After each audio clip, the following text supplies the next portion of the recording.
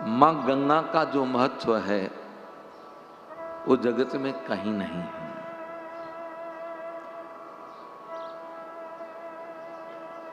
पर गंगा के किनारे रहने वालों की जिम्मेवारी भी बड़ी होती है।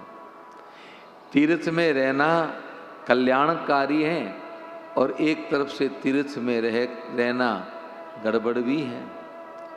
अगर तीर्थ में रह के आप झूठ कपट पाखंड करते हो तो फिर आप कहीं बच नहीं सकते,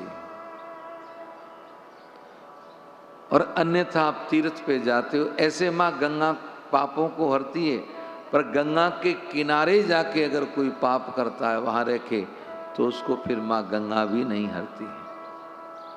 ये मैंने जब उत्तर काशी में कथा गाई थी, आज से 4 साल पहले, 4 साल हो गए, 4 साल पहले गाई थी,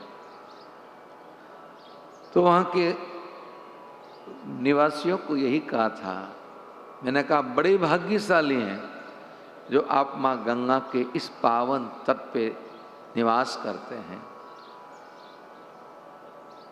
ऋषिकेश हरिद्वार आते तो फिर भी माँ गंगा का जल उतना निर्मल नहीं है जितना निर्मल उत्तर काशी में है। और उत्तर काशी से भी अधिक जो निर्मल है वो कहाँ है? गंगोत्री।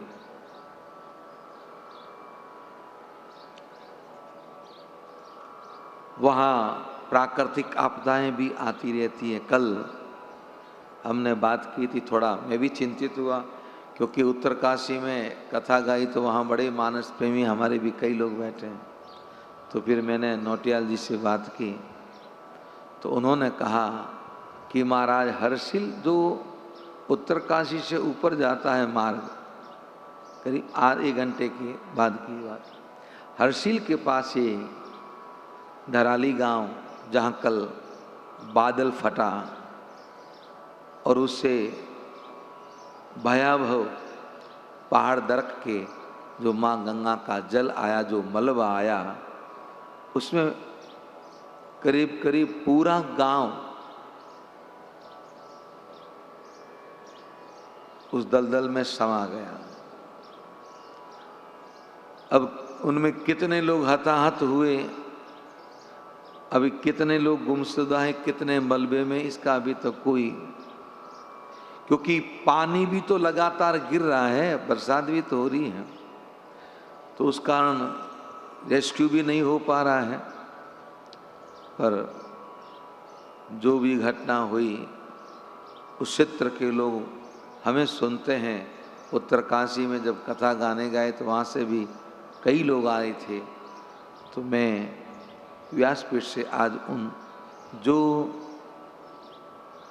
जिन्होंने अपना मकान व्यापार खोया है तो उनको यही प्रार्थना करेंगे पूंछ वाले से कि उनको संबल दें और शक्ति दें कि वापस वो कुछ ही काल में जो अपना खोया उसका निर्माण करके वापस उस रूप में जीवन यापन करें। और जो उस हादसे में हताहत हो गए, अपने जीवन को आहूत हो गया जिनका, माँ गंगा और मेरे प्रभु उनको अपने चरणों में स्थान दें। उनको हम सभी भावभीनी भावांजलि अर्पित करते हैं उनको कि उनकी आत्मा को परमात्मा शांति